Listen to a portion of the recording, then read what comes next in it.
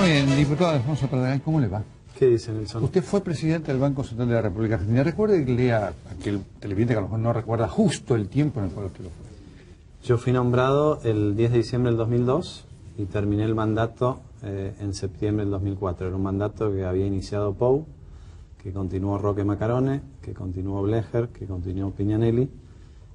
Ninguno de ellos pudieron terminar y el quinto en ese mandato fui yo. Cuando terminó mi mandato en septiembre del 2004, Néstor Kirchner era el presidente de la Nación, me ofreció seguir 6 años más. ¿Y usted por qué no quiso? Y yo le dije que no, porque, bueno, tuve la previsión de algunas de las cosas que iban a pasar después. Esto que está pasando, es muy importante esto que usted marca, porque yo recuerdo que Kirchner le había ofrecido seguir. Y hoy seguramente muchos dirán, ¿cómo? ¿Por qué le ofreció esto a Alfonso Pradagán? Pero, ¿por qué esto que está pasando ahora, que le voy a pedir que después usted ahora lo explique, es algo de este gobierno o es algo que estaba en la mente de Néstor Kirchner? Yo creo que es algo que se fue armando durante los últimos 6 años, ¿no? Me parece que al principio, por lo menos mientras yo estuve en el Banco Central, Néstor Kirchner era muy respetuoso, no solamente de la independencia del Banco Central, sino de la estabilidad de la moneda, de que el sistema financiero estuviera bien.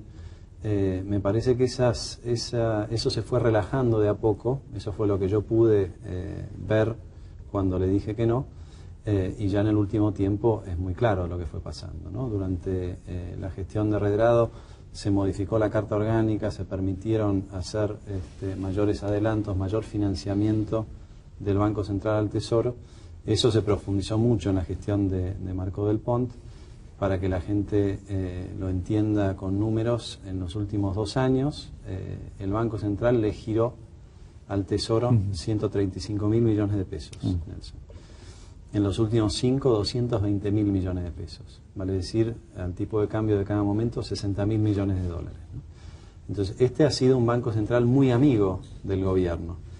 Y yo creo que eso es peligroso. Cada vez que en Argentina o en cualquier país del mundo el Banco Central fue muy amigo del gobierno, o el gobierno, pongámoslo de otra manera, tuvo acceso a la maquinita de emitir billetes, eso siempre terminó en un proceso de inflación.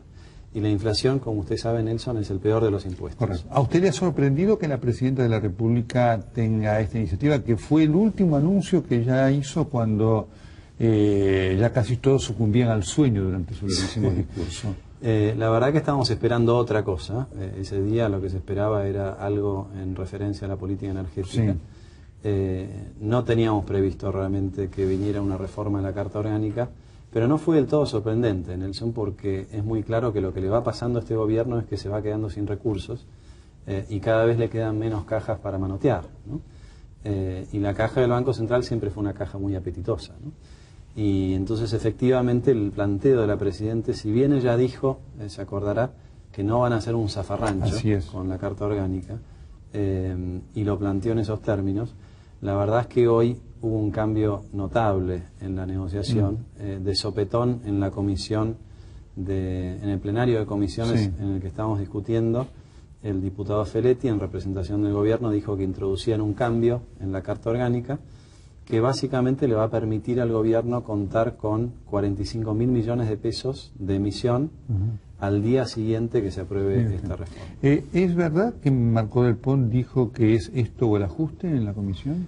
Marco Del Pont dijo eso, también dijo que este artículo 20 de la Carta Orgánica no se iba a modificar, o sea, lo contrario de lo que al día siguiente dijo Feletti.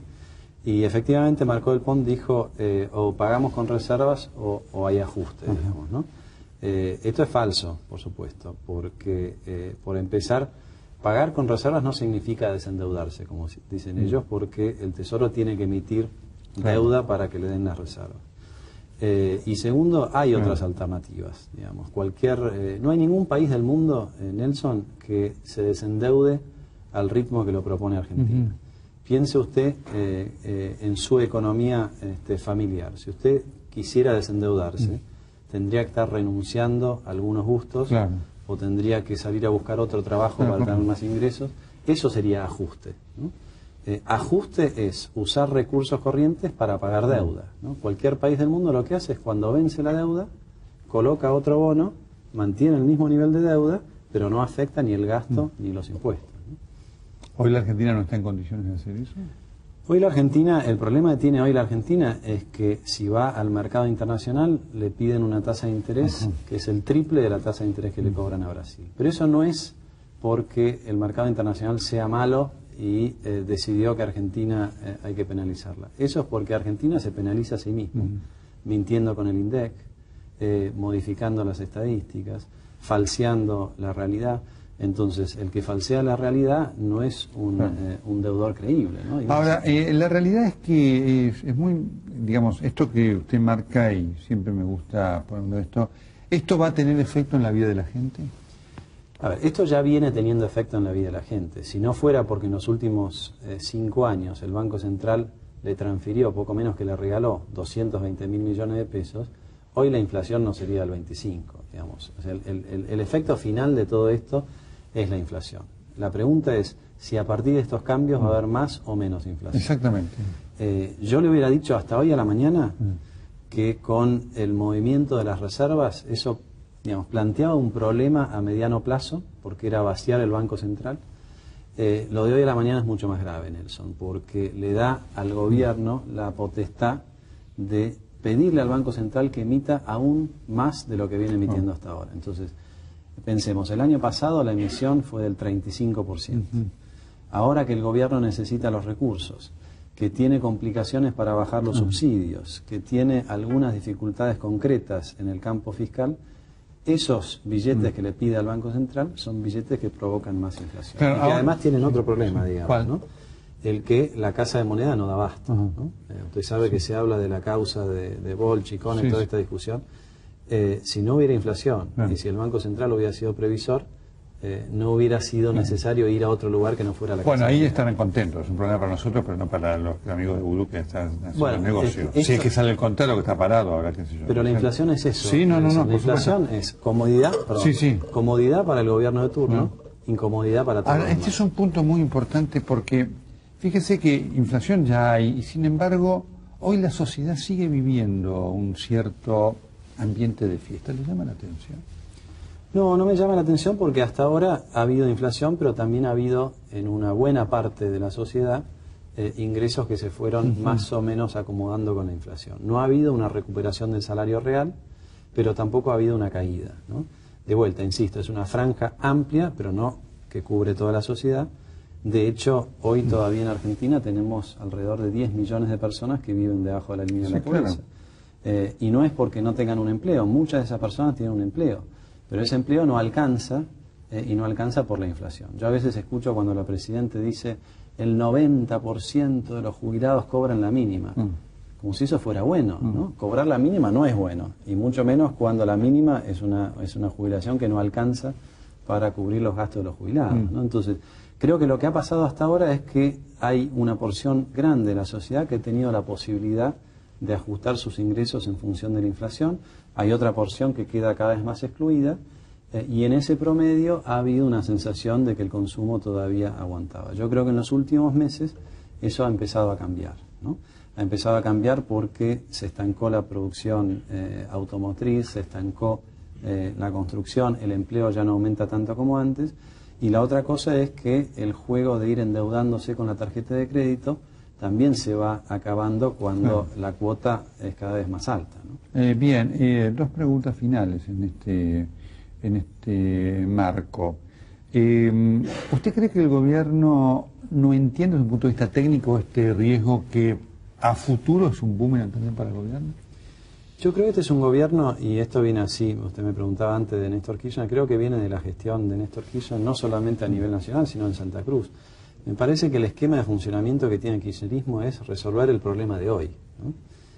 Por las consecuencias, preocuparse si es que se preocupan mañana o pasado mañana, ¿no? Entonces, esta gestión tan cortoplacista de resolver lo que aparece hoy sin medir las consecuencias es lo que se está empezando a agotar. Yo no sé honestamente si ellos prevén lo que va a pasar dentro de 5 o 6 meses. Creo que están todo el tiempo tratando de resolver el problema de hoy. Y creo que esto es, si yo diría, la principal dificultad de por qué Argentina no tiene hoy un programa de desarrollo, ¿no? Hay que pensarse a largo plazo, hay que pensar a futuro, hay que tomar decisiones que quizás no son simpáticas hoy, pero que construyen la posibilidad de desarrollo. Eso no es una definición de lo que hace el kirchnerismo. Porque la pregunta en ese marco entonces es, y además, porque usted hablará con Mercedes Marcó del Ponco, con la cual debe haber hablado 80.000 veces antes, no digo ahora, pero en alguna vez del pasado, digamos, la comunidad económica a veces uno encuentra que comparte a veces más conocimientos técnicos de lo que uno cree y después la política crea cosas increíbles. Es decir, ¿a usted no le sorprende escuchar a algunos agentes, colegas suyos, economistas, que antes tuvieron una posición distinta, hoy defender esto que aparece tan endeble?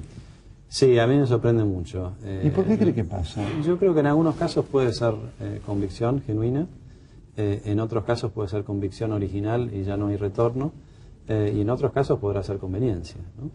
Pero esto ya lo hemos vivido, Nelson. Acuérdese durante los 90 sí, lo que era el fanatismo de los que apoyaban la convertibilidad, ¿no? Y creo que esto es lo que no le hace bien a Argentina. Un péndulo que va de la izquierda a la derecha, fanatismo que va de un lado al otro.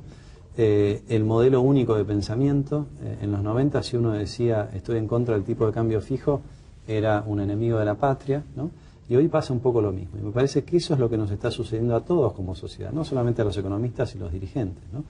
Tenemos esa dificultad de encontrar una manera de diálogo que nos permita proyectarnos hacia adelante. Nos pasa a nosotros como oposición, Nelson, yo lo reconozco. Muchas veces tenemos ideas, en algunos proyectos concretos pensamos de la misma manera, pero después cuando lo vamos a plasmar en un dictamen, resulta que cada uno presenta su dictamen, ¿no? Y esto es parte digamos, de la cultura que tenemos que cambiar y que una vez que la cambiemos creo que vamos a ser un gran país. Maragall, muchas gracias. Gracias a ustedes. Ya seguimos.